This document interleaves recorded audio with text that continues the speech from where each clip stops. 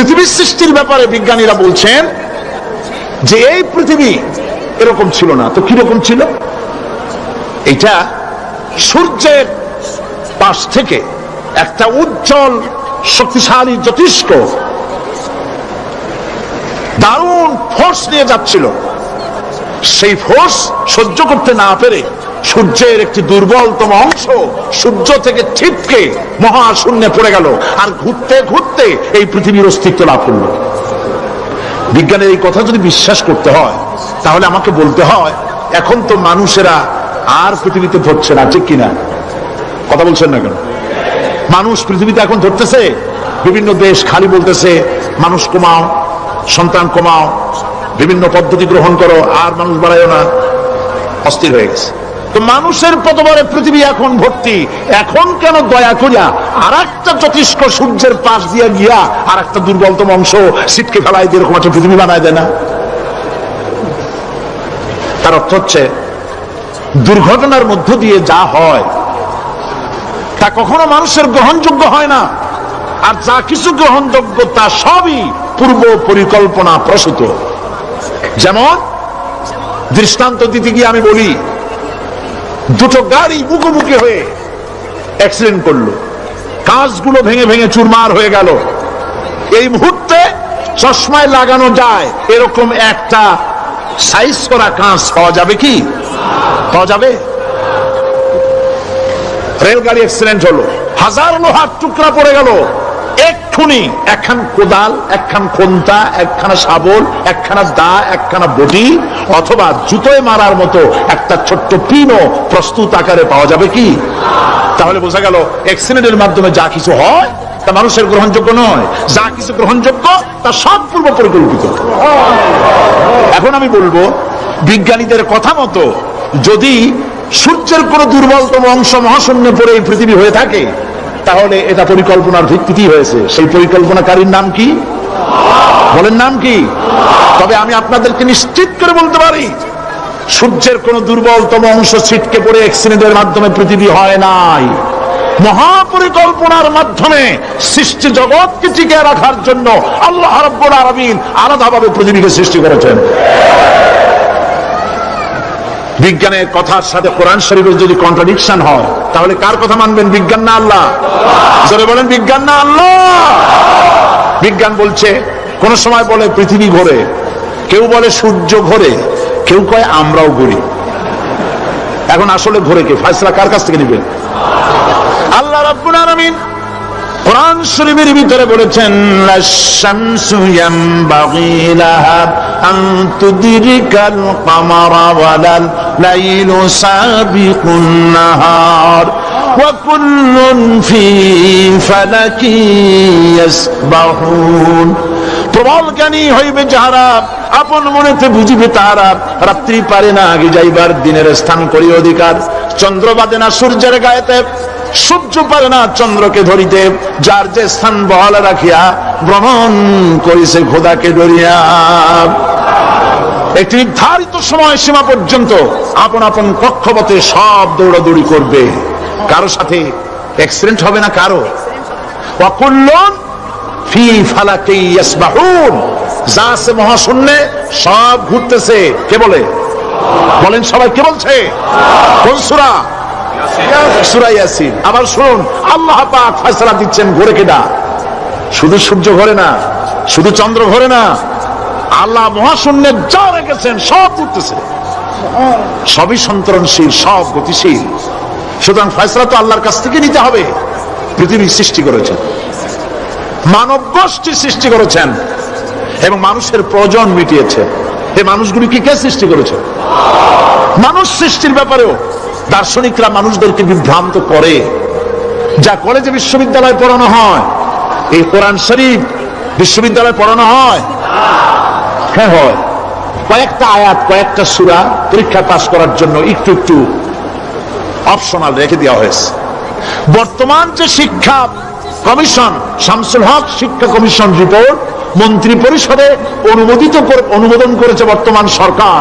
এই শিক্ষানীতিতে বলা হয়েছে ক্লাস 1 থেকে নিয়ে ক্লাস 5 পর্যন্ত ধর্মীয় শিক্ষা দিতে দেওয়া হবে না। তাহলে ক্লাস 5 পর্যন্ত যদি ধর্মীয় শিক্ষা না থাকে, তাহলে ক্লাস 6-7-এ ওঠার পর আলিফ জাওরা বাজাবর বা আনাকুম জানাকুম ছেলেরা পড়বে, মেয়েরা পড়বে? আসল উদ্দেশ্য হলো ইসলাম থেকে জাতিকে দূরে সরাবার জন্য ষড়যন্ত্র। এই সরকারের প্রণীত শিক্ষানীতি আমরা মানি না। আপনারা মানেন? যেই মাদ্রাসা মানুষের চরিত্র সৃষ্টি করে, বর্তমান সরকার সেই মাদ্রাসাগুলি একটা একটা করে ধ্বংস করার পরিকল্পনা গ্রহণ করেছে। সুতরাং আসল শিক্ষা হলো কোরআনের কাছে। আসল শিক্ষা কোথায়? কোরআনের কাছে।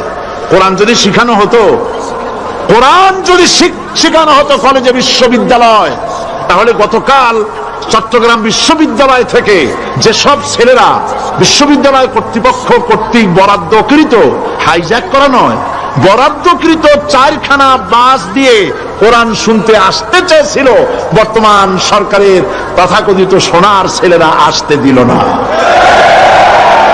কোরআন যদি তারা পড়ত, তাহলে কোরআন শরীফ শুনতে তারাও আসতো। কপাল পড়া। জোরে বলেন কি? আরো জোরে বলেন কি? কপাল পড়া। সব ভালো লাগে, কোরআন ভালো লাগে না। এদেরকে শিখানো হয়েছে, আরে তোমরা তো মানুষ না। বলে আমরা কি? তো তোমাদের ডারউইন বাবাজি বলে নাই, শোনো নাই? কি পড়ো টড়ো তোমরা, বুদ্ধি শুদ্ধি রাখো না। ডারউইন বলেছে, থিওরি অফ ইভলিউশনের মধ্যে বলেছেন মানুষ মানুষ না। বলে কি? মানুষ হলো বান্দর। কপাল পড়া কি? কপালে লেখা থাকে, কাজে কামে প্রকাশ হয়ে যায়। ডারউইন বলল মানুষ মানুষ না। আলফ্রেড বললেন মানুষ হলো মানুষই ঠিক, তবে মানুষ হলো সেক্স সর্বস্ব জীব। সেক্স সমস্যার সমাধান করলে মানুষের সব সমস্যার সমাধান হয়ে যাবে। কার্ল মার্কস বললেন মানুষ হলো পেট সর্বস্ব জীব, পেট সমস্যার সমাধান করে দিলে সব সমস্যা শেষ। আর ডারউইন বললেন মানুষ মানুষই না, মানুষ কি? বলে বান্দর। ওরাং ওটাং শিম্পাঞ্জি আর ব্যাং থেকে মানুষের উৎপত্তি হয়েছে। আমি যখন জীবনের প্রথম শিম্পাঞ্জি দেখলাম, ওরাং ওটাং দেখলাম, তখন আমি মনে করেছি যে ডারউইন খামোখা ভুল করে নাই। এইটা দেখেই ও মনে করেছে যে এই হচ্ছে আমার মাতামহের গোষ্ঠী, এই হলো পিতামহের গোষ্ঠী। আপনারা একটু মাথা কাটায় চিন্তা করেন, মানুষ যদি বান্দর থেকে হবে, আজব বানর ফরেস্টারিয়া আছে কিনা বাংলাদেশে? চিল্লায় বলেন আছে কিনা? তো মানুষ যদি বান্দর থেকেই হবে, আপনারা কি কোনোদিন দেখেছেন যে একটা বান্দরের কোমর পর্যন্ত মানুষের মতো হয়ে সারছে? আর কিছুদিন গেলেই পুরো মানুষ হয়ে যাবে। গলা পর্যন্ত মানুষের মতো হয়ে গেছে, আর কদিন গেলেই মানুষ হয়ে যাবে। দেখছেন কখনো? আচ্ছা আপনারা বলেন, পাবদা মাছ আপনারা চট্টগ্রামে কি বলেন? পাবদাই বলেন। পাবদা মাছ দেখতে কি মাছের মতো লাগে? বোয়াল মাছের মতো। কোন পাগলে কি বলছে কথা যে বোয়ালের পূর্বপুরুষ পাবদা? পাবদাগুলি পুটি টুটি খাইয়ে খাইয়ে আস্তে আস্তে বোয়াল হয়ে গেছে, এ কথা কেউ বলে? আচ্ছা, শোলের যে ছোট সাইজ, শোল মাছ, গজাল মাছ, এর যে ছোট্ট সাইজ বস্তা করে খায়, শুটকি বানায় খায়, ওগুলোর কি বলে? টাকি মাছ। এই টাকি মাছ দেখতে শোল মাছের মতো। কেউ পাগলকে আজ পর্যন্ত বলেছে যে শোল মাছের পূর্বপুরুষ টাকি, টাকিগুলা সারমার খাইয়া আস্তে আস্তে শোলে পরিণত হয়ে গেছে? কেউ বলেছে কখনো? ডারউইন কয় বোতল খাইয়েছে এই মতবাদ লিখছে, আল্লাহ ভালো জানে। যে বান্দরের থেকে মানুষ আবিষ্কার হয়েছে, নাউজুবিল্লাহ। এগুলি পড়ানো হয় কলেজে বিশ্ববিদ্যালয়, তাই আমাদের সোনার ছেলেরা বান্দরামি করে। ওদের যদি পড়ানো হইতো তোমরা বান্দরের গোষ্ঠী নও, তোমরা মানুষ। মর্যাদা কার বেশি, বান্দরের না মানুষের? এ পৃথিবীর প্রথম মানুষকে আদম আলাইহিস সালাম। আদম হইছেন কি দিয়ে? মাটি দিয়ে। আল্লাহ রাব্বুল আলামিন যিনি মানুষ সৃষ্টি করেছেন, তিনি কোরআন শরীফের ভিতরে বলে দিয়েছেন, আমি প্রথমেই বলেছি, আপনারা লক্ষ্য করুন, এই কোরআন তাবিজের কিতাব নয়, এই কোরআন তদবিরের কিতাব নয়, ঝাড়ফুঁকের কিতাব নয়। কোরআন হলো পৃথিবীর মানুষের জন্য কোড অফ লাইফ, পূর্ণাঙ্গ জীবন বিধান। সবকিছু আল্লাহ পাক কোরআনের ভিতরে বলে দিয়েছেন, কোন জিনিস বাদ দেন নাই। আপনি আমি কেমনে সৃষ্টি হয়েছি, আল্লাহ পাক কোরআনের ভিতরে বলেছেন, ইন্না খালাকনাকুম মিন তুরাবিন সুম্মা মিন নুতফাতিন সুম্মা মিন আলাকাতিন সুম্মা মিন মুদগা। নিষ্প্রাণ মাটি দিয়ে তোমাকে উৎপন্ন করা হয়েছে, নিষ্প্রাণ মাটি উপাদান দিয়ে তোমাকে তৈরি করা হলো। মায়ের পেটের ভিতরে এক ফোঁটা নাপাক পানি জমাট রক্তে পরিণত হয়ে গেল, জমাট রক্ত আস্তে করে গোশতপিণ্ড হলো, গোশতপিণ্ডকে সুন্দর করে সাজায়া হাড্ডি গুড্ডি বানায়া স্ট্রাকচার তৈরি করে তার উপরে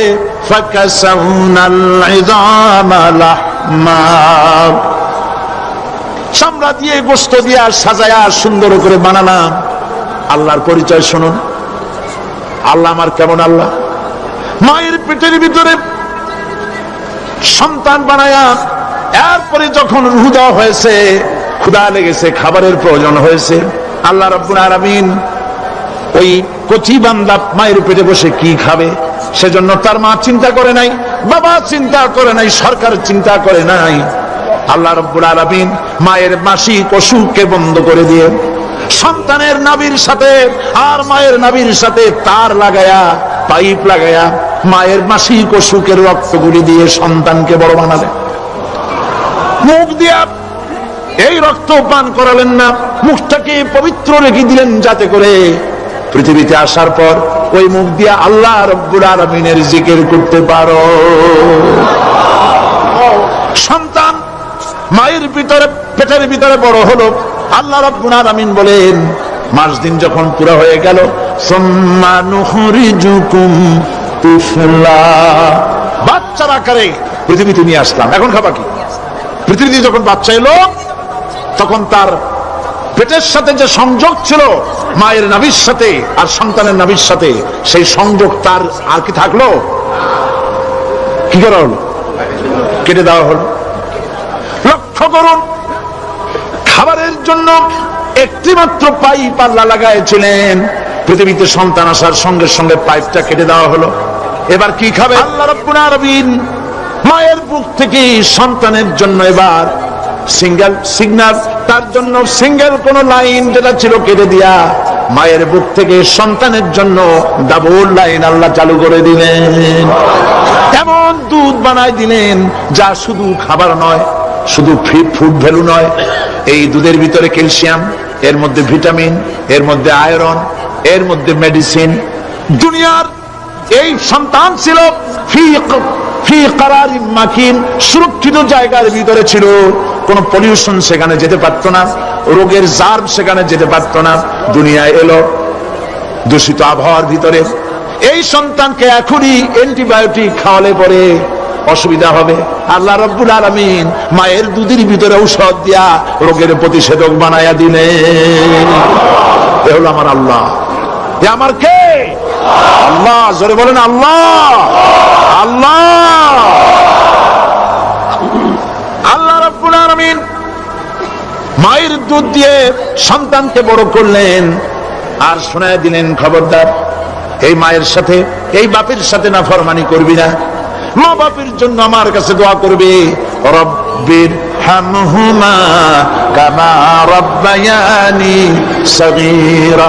সবাই পড়েন আমার সাথে, রব্বির হামহুমা কামা রাব্বায়ানি সগীরা।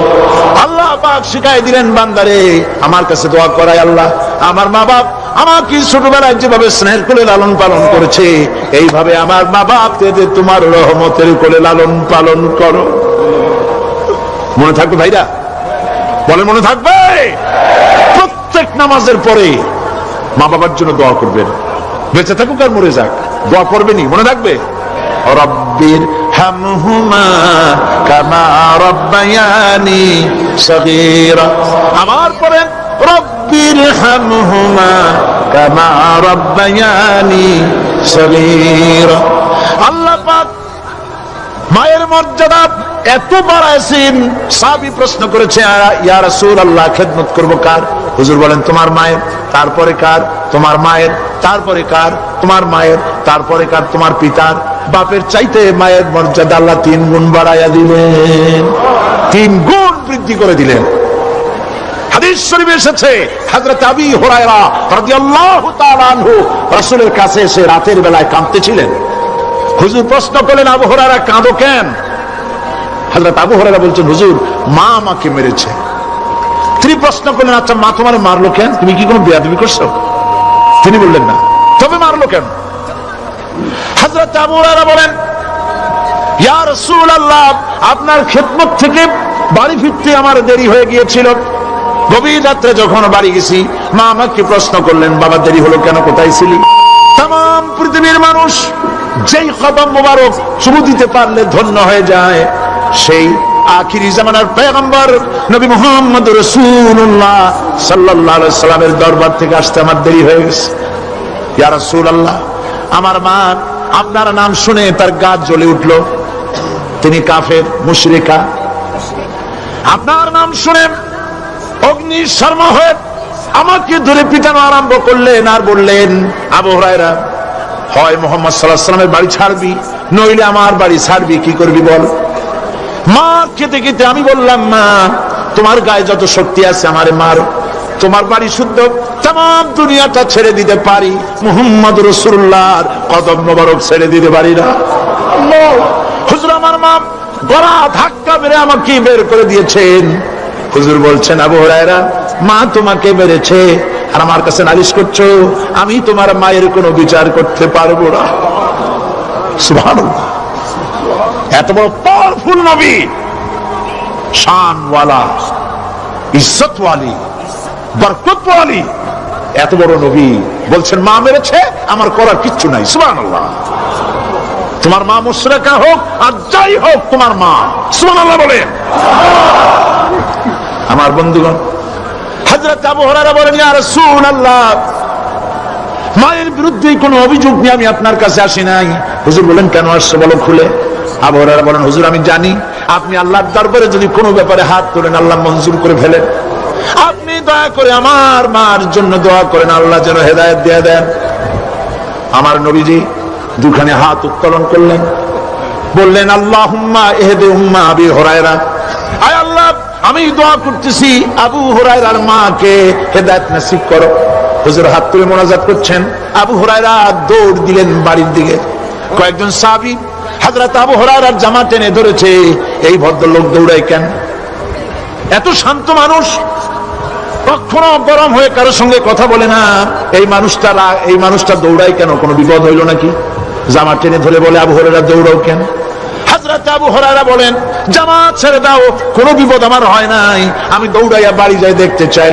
আমি দৌড়াইয়া আগে বাড়ি যেতে পারলাম না, আমার নবীর দোয়া আগে আমার বাড়ি চলে গেছে, আমি এটা দেখতে চাই। হযরত আবু হুরায়রা দৌড়াতে দৌড়াতে বাড়ি চলে গেছেন। দরজায় নক করলেন, ভেতর থেকে আওয়াজ এলো, কে? তিনি বললেন, আমি আবু হুরায়রা, মা দরজা খুলে দাও, আমি তোমার সন্তান। মা বললেন, বাবা অপেক্ষা করো, দরজা খুলতেছে। হযরত আবু হুরায়রা বলেন, মায়ের গলার আওয়াজের ভেতরে কুফরি কর্কশতা পেলাম না, মায়ের গলার আওয়াজের ভেতরে তাওহীদের নরমিয়াত পেলাম। আমার কাছে মনে হলো আমি আবু হুরায়রা বাড়ি আসার আগে নবীজির দোয়া আল্লাহর আরশে পৌঁছে গেছে। আবু হুরায়রা বলছেন, মা আমার কিছুক্ষণ পরে ঘরের থেকে বেরিয়ে এসেছেন, আমি দেখলাম মায়ের শরীর ভিজা, মাথার চুল দিয়া পানি টপকাচ্ছে। মা আমার বললেন, বাবারে তোমাকে মারার পর আমি নিদারুণ অনুশোচনায় পড়েছিলাম, মনে মনে ভাবলাম, আহারে আমার সন্তান আমি কেন মারলাম? সে তো কোনো খারাপ কাজ করে নাই, কোনো খারাপ জায়গায় যায় নাই। এত ভালো মানুষ, যার সম্পর্কে লোকেরা খামোখাই মিথ্যা কথা বলে, এই ভালো মানুষটার কাছে গেছে, সেজন্য আমি মারলাম কেন? বাবা গো, আমি আমার ভুল বুঝতে পেরেছি, জীবনের ভুলও ধরা পড়েছে, আমাকে জলদি করে দিয়ে চলো বিশ্ব নবীর দরবারে। হযরত আবু হুরায়রার মা রাসূলুল্লাহর খেদমতে এসে ঘোষণা করলেন, আশহাদু আল্লা ইলাহা ইল্লাল্লাহু ওয়াহদাহু লা শারীকা লাহু ওয়া আশহাদু আন্না মুহাম্মাদান আবদুহু ওয়া রাসূলুহু। আমার ভাইরা, আল্লাহ রাব্বুল আলামিন মানুষ সৃষ্টি করে পৃথিবীতে পাঠিয়ে দিলেন, খাবারের ইন্তজাম করলেন। এগুলি সব আল্লাহর পরিচয়। আল্লাহরে চেনার জন্য বড় বড় কিতাব ঘাটা লাগে না, কিসমতে যদি থাকে দুই একটা দৃষ্টান্ত যথেষ্ট হয়ে যায়। সুবহানাল্লাহ, সুবহানাল্লাহ, দুই একটা দৃষ্টান্ত যথেষ্ট। আল্লাহ পাক সমস্ত সৃষ্টি জগৎকে তৈরি করলেন, সৃষ্টি করলেন, আর তাদের খাদ্যের ব্যবস্থা করলেন। কে করেছেন খাদ্যের ব্যবস্থা? খাদ্য দেন আল্লাহ। কিন্তু অহংকারী যারা, তারা বলে দেশের বাম্পার ফলনের জন্য সমস্ত কৃতিত্ব সরকারের। বলেন আস্তাগফিরুল্লাহ, বলেন নাউজুবিল্লাহ। এদের একজন বলছিল 3 বছর কিছু দিবার পারুন না। লোকেরা কয় আমরা না খাইয়া থাকুম, আল্লাহ কয় আমিও বেহুম, খুব দূর পারো না খাইয়া থাকতে। ফসল কে দেন? জোরে বলেন কে দেন? বাম্পার ফসলের ফলনের দাবি সরকার করতে পারে না, এটা কুফরি, এটা শিরক। জমিনের ফসল কে দেন? আকাশের বৃষ্টি কার? পানি কার? সার কার? সব আল্লাহ পাক। আল্লাহ পাক কোরআন শরীফে বলেছেন, لئن شكرتم لأزيدنكم ولئن كفرتم إن عذابي لشديد। আমার নিয়ামতের শুকর যদি আদায় করো বাড়ায় দেব, আর যদি কৃতজ্ঞ হও, শুকরিয়া আদায় না করো, মস্ত বড় শাস্তি দেব। ফসল দেই আমি, আর শুকরিয়া আদায় করো তোমার বাজানে। ঠিক কিনা? শুকরিয়া আদায় করে কার? বাজানে। একটা লোকের, একটি মানুষের যেই প্রশংসা এই সরকার করলো, বিগত 4.5 বছর ধরে একটা মানুষের যত জিকির করলো, প্রশংসা করলো, ছবি টানাইলো, যদি এতটা জিকির, এতটা স্মরণ আল্লাহ রাব্বুল আলামিনের করতো, ওদের জন্য আল্লাহর জান্নাতের দরজা খোলা হয়ে যেত। প্রশংসা করবে কার? চিল্লায় বলুন। আল্লাহ পাকের প্রশংসা করবে। খেতে দেওয়ার মালিক তিনি। আল্লাহ পাক বলছেন, আল্লাহকে, তার পরিচয় আল্লাহ তুলে ধরেছেন, ওয়ামা মিন দাব্বাতিন ফিল আরদি ইল্লা আলাল্লাহি রিজকুহা। এই পৃথিবীর ভিতরে এমন কোন বিচরণশীল জীব নাই যার রিস্কের দায়িত্ব আমি আল্লাহ গ্রহণ করি নাই। সুবহানাল্লাহ বলবেন না? রিস্কের দায়িত্ব কার হাতে? আচ্ছা দেখুন তো, পৃথিবীর সমস্ত সরকারের কাছে বিভিন্ন মন্ত্রণালয় আছে না? খাদ্য মন্ত্রণালয় বলে কোন মন্ত্রণালয় আছে কিনা? আছে। খালি কয় খামু আর খামু। খাদ্য মন্ত্রণালয় আছে, থাকার পরেও মানুষ না খাইয়া মরে। ঠিক কিনা? এবার একটু তাকান তো, জ্ঞানের চক্ষু দিয়া তাকান। ফরেস্ট এরিয়া, বাঘ আছে কিনা? নাই। সিংহ আছে কিনা? গন্ডার আছে কিনা? হাতি আছে কিনা? বিশাল বিশাল প্রাণী আছে কিনা? জঙ্গলে ছোট্ট প্রাণী থেকে, পোকা থেকে শুরু করে গন্ডার পর্যন্ত, টুনটুনি পাখি দিয়ে শুরু করে ঈগল পাখি পর্যন্ত, নদীর ভিতরে ছোট্ট চুনো পুঁটি থেকে শুরু করে তিমি মাছ পর্যন্ত। প্রাণী তত্ত্ববিদরা বলেছেন, সমুদ্রের ভিতরে এমন এমন বড় বড় তিমি আছে যে একটা তিমির ওজন 5000 টন পর্যন্ত হয়ে যায়। 5000 টন তিমিটার ওজন। যখন বাচ্চা হয়, তখন বাচ্চার দৈনিক দুধ লাগে 50 থেকে 60 মণ পর্যন্ত। কে ব্যবস্থা করে?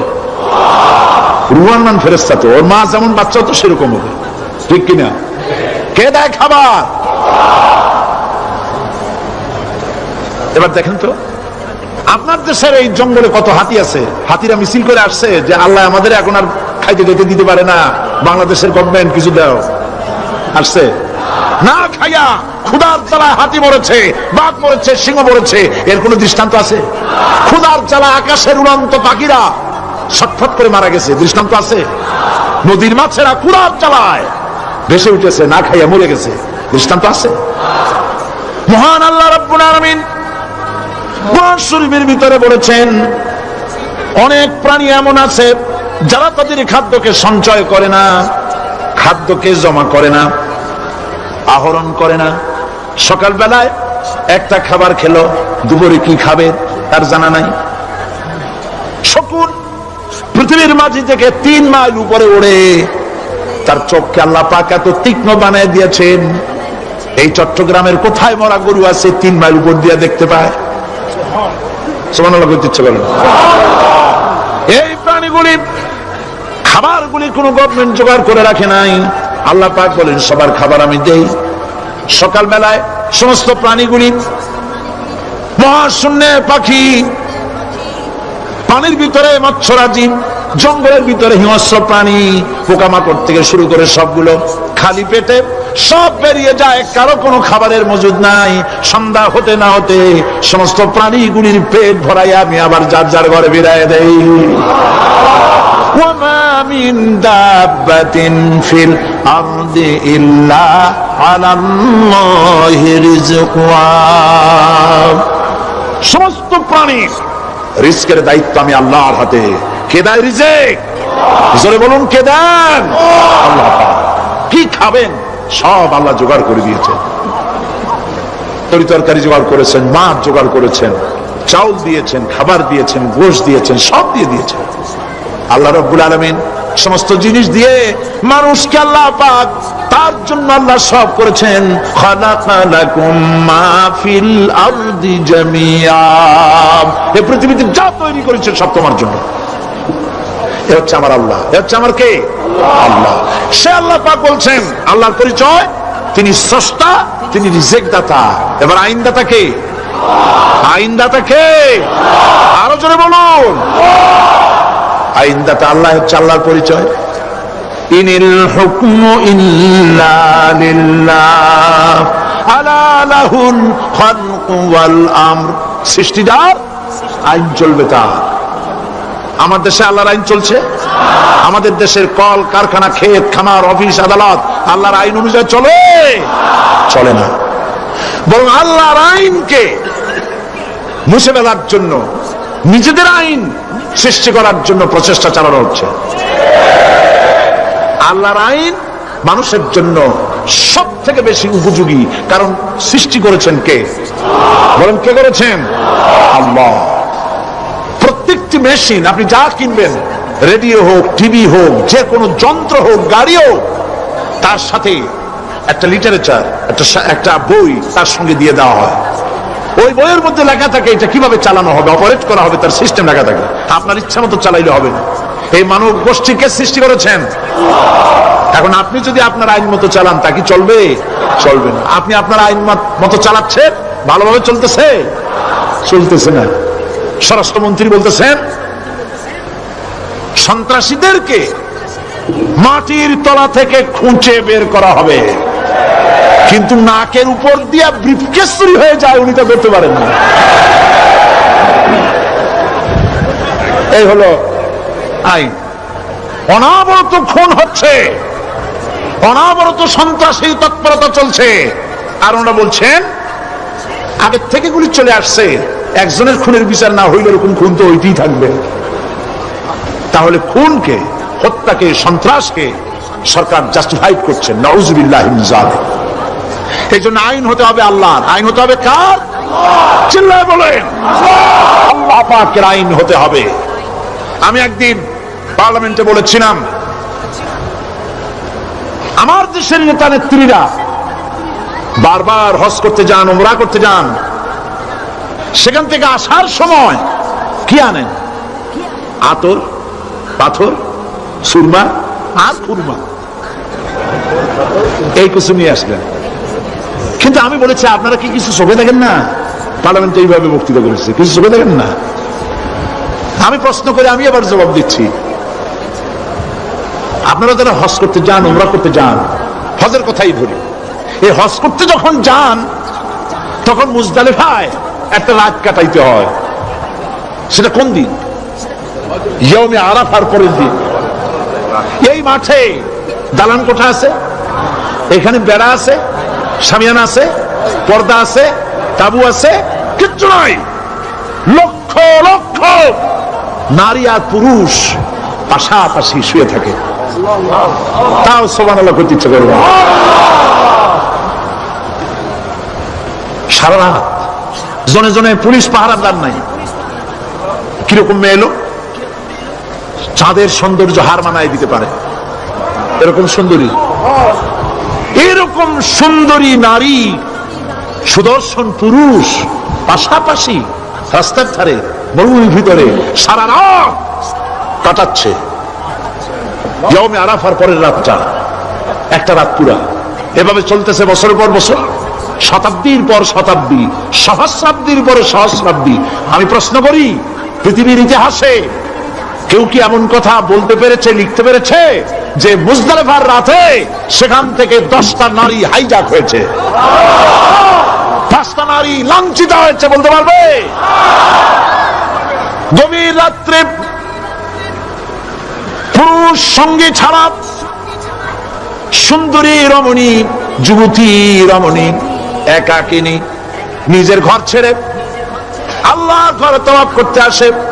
তওয়াফ সেরে তাহাজ্জুদের নামাজ পড়ে আল্লাহর কাছে মোনাজাত করে একা একা হাজার হাজার লাখো পুরুষের ভিতর থেকে আপন ঘরে ফিরে যায়। কারো বাবার হিম্মত নাই একবার তাকায় সে তো রূপ উপভোগ করার জন্য আবার তাকায়, অথবা তার আঁচল ধরে টান মারে।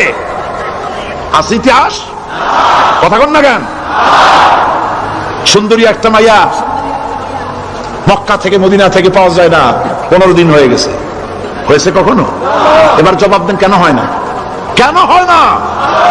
আমার দেশের মেয়েরা রাস্তা দিয়ে হাঁটতে পারে না। হাই স্কুল মেয়েদের, হাই স্কুল মেয়েদের কলেজ যখন ছুটি হয়, তথাকথিত সোনার ছেলেরা গেটের সামনে এতিমের মতো কারায় থাকে। অনবরত হাইজ্যাক হচ্ছে, ধর্ষণের সেঞ্চুরি হচ্ছে। আর ওখানে হয় না কেন? ওখানে হয় না এই কারণে এই কোরআনের আইন, আল্লাহ রাব্বুল আলামিন যে আইন দিয়েছেন, ওখানে আইন বলবৎ আছে। আছে নাকি? আছে কিনা? কোন পুরুষ কোন নারীকে ধর্ষণ করেছে যদি প্রমাণিত হয়, সে যদি ফাহাদের ছেলে হয় আর ফাহাদের মেয়ে হয়, কোরআনের শাস্তি হলো পাথর মেরে উড়াইয়া দাও। তাকে জানিয়ে দেওয়া হবে রেডিও টিভির মাধ্যমে, জিনাকারের ব্যভিচারীর শাস্তি হবে। চতুর্দিকে হাজারো লোকেরা দাঁড়াবে, হাতে পাথর নিয়ে পাথর মেরে তাকে তার গোশত হাড্ডি বাতাসের সাথে উড়ায় দেবে। একজন মানুষ আর একজন মানুষকে খুন করলো, এই আসামি ধরা পড়ে গেল, কোরআনের শাস্তি হলো যখন ধরা পড়বে প্রমাণিত হবে যেমন ভাবে হত্যা করেছে পরেও হত্যা করো। এই দৃশ্য, এই আইন যদি বাংলাদেশে যদি এই আইন চালু হয়ে যেত, খুনের আসামি ধরা পড়েছে জেনার আসামি, প্রকাশ্য ময়দানে এলো, সাক্ষী প্রমাণে কোর্টে প্রমাণিত হলো সত্যি সে খুনি। এই বিশাল আউটার স্টেডিয়ামের মাঝখানে খুনিকে দাঁড় করাও, চতুর্দিকে হাজারো লাখ মানুষ থাকুক, রেডিও টিভির ক্যামেরা কার্যকর হবে, পত্র পত্রিকার সাংবাদিকরা আসবে, তরবারি এক আঘাতে খুনির কল্লাটা উড়ায় দাও, দেহটা নিঃসার হয়ে জমিনে পড়ে যাবে। এই দৃশ্য যারা দেখবে সচক্ষে, রেডিওতে, পত্র পত্রিকায়, আর 1 বছরের ভেতরে খুন করার হিম্মত কারো কলিজা উঠবে? জেনাকারের পাথর মেরে দেওয়া, পাথর মেরে উড়িয়ে দেওয়ার শাস্তি যদি চোখে কেউ দেখে, জেনা করার পুলক আর জাগবে? এটা নাম আল্লাহর আইন। এই আইন কার? এই আইন কার? এই আইন যতদিন পর্যন্ত বাংলার মানুষের, মুসলমানদের উপরে কার্যকরী না হচ্ছে, এই দেশে কার্যকরী না হবে, ততদিন পর্যন্ত হত্যা, ধর্ষণ, খুন বন্ধ হবে না। বন্ধ হবে? সুতরাং এই আইন হচ্ছে কার? আরো জোরে বলে, আল্লাহ রাব্বুল আলামিন। মহান আল্লাহ রাব্বুল আলামিনের এই আইন অনুযায়ী যদি দেশ চলে, মানুষ শান্তি পাবে, চুরি বন্ধ হবে, ডাকাতি বন্ধ হবে, জেনা বন্ধ হবে, হত্যা ধর্ষণ বন্ধ হয়ে যাবে। নবীজি এমন একটি আইন চালু করে দিয়ে, কোরআনের বিধান চালু করে দিয়ে এমন একটা সমাজ চালু করেছিলেন, যে সমাজ সম্পর্কে হুজুর নিজে বলেছেন, খায়রুল কুরুনে কারনি, সর্বশ্রেষ্ঠ যুগ হলো কার যুগ? আমার যুগ। সুবহানাল্লাহ বলেন। রাসূলের যুগ হলো সর্বশ্রেষ্ঠ যুগ। সেই কোরআন সেই হাদিস আজও আছে না নাই? বলেন জোরে, আজও আছে না নাই? সেই কোরআন এবং সুন্নাহ দিয়ে দেশ শাসন হোক, এটা কি আমরা চাই? কারা কারা চাই? দু হাত উঁচু করে দেখা।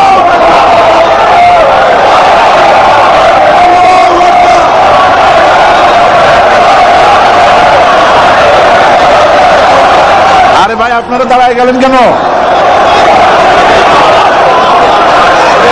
বসেন বসেন। আমি তো একটা স্লোগান দিতে বললাম। হাত দেখতে চাইছি আমি, মাথা দেখতে চাই নাই। এই সুযোগে কোমরটা সোজা করে নিলেন। আচ্ছা বসেন, আর মহব্বতের সাথে জিকির করেন লা ইলাহা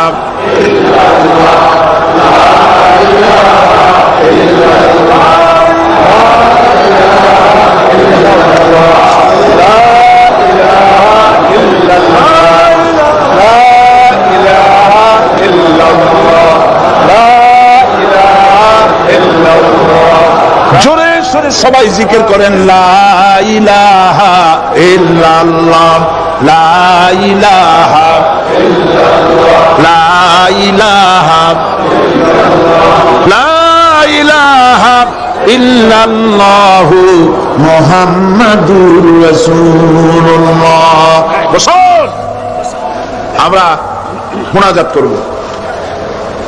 আল্লাহ রাব্বুল আলামিন আয়াতুল কুরসির ভিতরে আল্লাহর সার্বভৌমত্বের কথা বলেছেন। আল্লাহু লা ইলাহা ইল্লা হুয়াল হাইয়ুল কাইয়্যুম।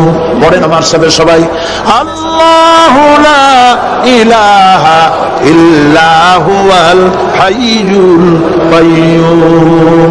আল্লাহ হচ্ছেন যিনি ছাড়া কোনো ইলাহ নাই, তিনি শাশ্বত চিরঞ্জীব। সুবহানাল্লাহি ওয়া বিহামদিহি। আগামীকাল এর বাকি অংশ আমি আপনাদের সামনে আলোচনা করব ইনশাআল্লাহ। জোরে বলেন ইনশাআল্লাহ। দাঁড়ানো ভাইরা বসেন। আপনাদের পাশে যারা দাঁড়িয়েছেন অনুরোধ করে বসায় দেন। বলেন যে আর 5 মিনিট বসেন, আল্লাহর রাস্তায় হাঁটেন না। হ্যাঁ বলেন, বলেন আপনারা যে আল্লাহর রাস্তায় হাঁটেন না, বসেন সবাই বসেন। এত বড় মাহফিলের মুনাজাত, সুবহানাল্লাহ বলেন। চট্টগ্রামের ইতিহাসের শ্রেষ্ঠ মাহফিল, চিল্লায় বলেন সুবহানাল্লাহ। গোটা বিশ্বের কোরআনের শ্রেষ্ঠ মাহফিল, বলেন সুবহানাল্লাহ। যারা বলেন আলহামদুলিল্লাহ। আগামীকাল এই মাহফিলের আখেরি মুনাজাত হবে ইনশাআল্লাহ, বলেন ইনশাআল্লাহ। আমি আন্তরিকভাবে দুঃখিত, প্রতি বছর আমার মা বোনদের জন্য, চট্টগ্রামবাসী আমার মা বোনদের জন্য আলাদাভাবে তাদের প্রশ্নের উত্তর দেই এবং তাদের সামনে কোরআন হাদিসের কথা আলাদাভাবে বলি। এবছর দিন কম হয়ে গেল বলে মহিলারা, মা বোনেরা বঞ্চিত হয়ে গেলেন। শিশু কিশোরদের জন্য আলাদাভাবে সমাবেশ করা হয়, তাও বঞ্চিত হয়ে গেল। এই বিশাল তাফসীরুল কোরআন মাহফিলের বরকত থেকে চিটাগংবাসীকে যারা বঞ্চিত করলো, আল্লাহ তাদের হেদায়েত নসিব করে দিয়ে। যদি হৃদয় থাকে, যদি হৃদয় বলে কিছু থাকে, বিবেক বলে যদি কিছু থাকে, আর শরীর যদি মুসলমানের পিওর রক্ত থাকে, তাহলে বাড়ি বসে অনুশোচনা করা উচিত, চোখের পানি ফেলানো উচিত ওই সব লোকের যারা এই বরকতপূর্ণ মাহফিলকে বাধা দিয়েছে। আর যাদের কলজার মধ্যে আল্লাহ মোহর মেরে দিয়েছে, এগুলো তো হেদায়েত হবে না। যাদেরকে আল্লাহ পাক তৈরি করেছেন জাহান্নামের জন্য, ওদের কাছে মাহফিল সহ্যই হবে না। নাউজুবিল্লাহ বলেন। চট্টগ্রামবাসীর জন্য তাফসীরুল কোরআন মাহফিল নিয়ামত। এই নিয়ামত কিয়ামত পর্যন্ত আল্লাহ টিকায় রাখুন, বলি আমিন। আগামীকালের আখেরি মোনাজাতে সমস্ত মুসলমান চতুর্দিক থেকে আল্লাহ পাকের নারা লাগাতে লাগাতে আসবেন। আল্লাহু আকবার, নারায়ে তাকবীর। গোটা চট্টগ্রাম গোটা চিটাগং শহর আগামীকাল কোরআনের মিছিলের শহর হবে ইনশাআল্লাহ।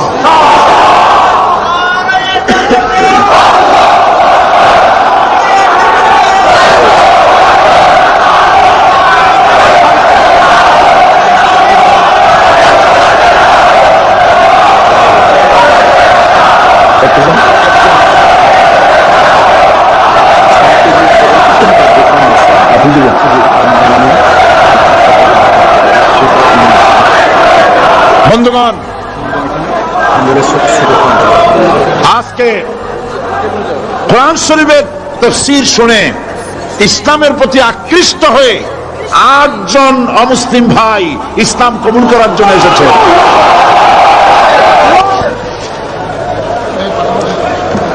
লা ইলাহা ইল্লাল্লাহু মুহাম্মাদুর রাসূলুল্লাহ, আল্লাহ ছাড়া কোন ইলাহা নাই, মাবুদ নাই, মুহাম্মদ সাল্লাল্লাহু আলাইহি ওয়াসাল্লাম আল্লাহর প্রেরিত রাসূল। আশহাদু আল্লা ইলাহা ইল্লাল্লাহু ওয়াহদাহু লা শারীকা লাহু ওয়া আশহাদু আন্না মুহাম্মাদান আবদুহু ওয়া রাসূলুহু। আমি সাক্ষ্য দিচ্ছি আল্লাহ ছাড়া কোন ইলাহা নাই, মাবুদ নাই, উপাস্য নাই, তিনি এক, তিনি একক, তার কোন অংশীদার নাই। আমি আরো সাক্ষ্য দিচ্ছি মুহাম্মদ সাল্লাল্লাহু আলাইহি ওয়াসাল্লাম আল্লাহর বান্দা এবং তার প্রেরিত রাসূল। সকলকে বলো আসসালামু আলাইকুম। আপনারা সবাই জবাব দেন। আজ গতকালের 7, আজকের 9। আলহামদুলিল্লাহ, আমাদের এই ভাইরা এখন নিষ্পাপ বেগুনাহ। আমাদের এই নবাগত ইসলামে দীক্ষিত নিষ্পাপ মুসলমানদের সাথে আমি আপনাদের পক্ষ থেকে আলিঙ্গন করছি।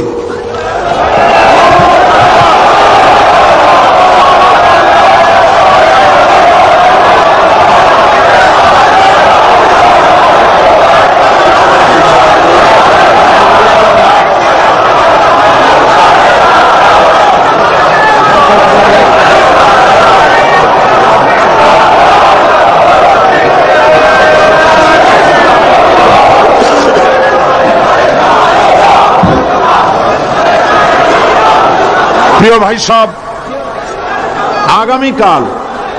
আগামীকাল আপনারা দলে দলে চতুর্দিক থেকে আল্লাহ পাকের বড়ত্ব, মহানত্ব, শ্রেষ্ঠত্বের ঘোষণা দিতে আসবেন।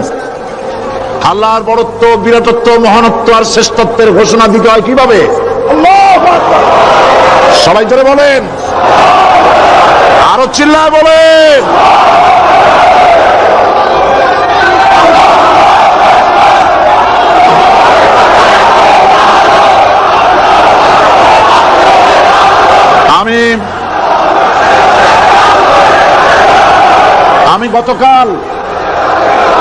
আমি গতকাল এই মাহফিলে পুলিশ প্রশাসনকে অনুরোধ করেছিলাম, আজকের মাগরিবের নামাজের মধ্যে 40 জন নিরপরাধ কোরআন পাগল মুসলমানদেরকে জেল থেকে মুক্তি দেওয়ার জন্য।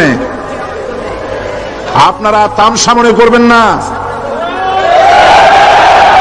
পুলিশ কমিশনার সাহেব, মুসলমানদের ঈমান নিয়ে, আগুন নিয়ে খেলা করবেন না। রাজশাহী এবং চট্টগ্রাম এক জিনিস নয়। আপনি রাজশাহীকে নির্যাতন করে এসেছেন, আমাদের কাছে সে হিসাব আছে। আপনি চট্টগ্রামের যদি এই মুসলমান ছেড়ে না দেন, আপনার মৃত্যু হবে, পাগল হয়ে মরবে।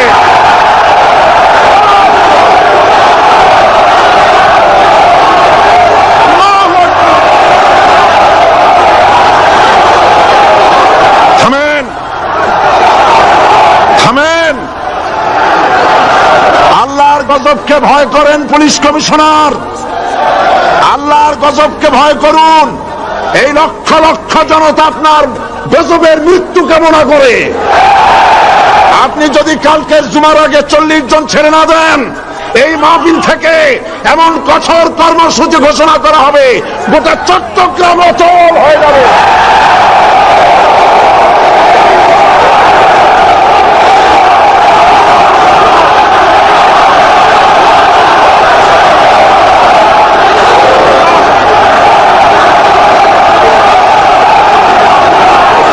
বসুন বসুন। বাংলাদেশটাকে হিন্দুস্তান ভাববেন না, বাংলাদেশ হিন্দুস্তান হবে না, বসনিয়া হবে না। আপনাদের মতো দু চারটা দুরাচার পুলিশ কমিশনার একটা গভর্নমেন্টকে জনবিচ্ছিন্ন করার জন্য যথেষ্ট। আল্লাহ আপনাদেরকে হেদায়েত করুন।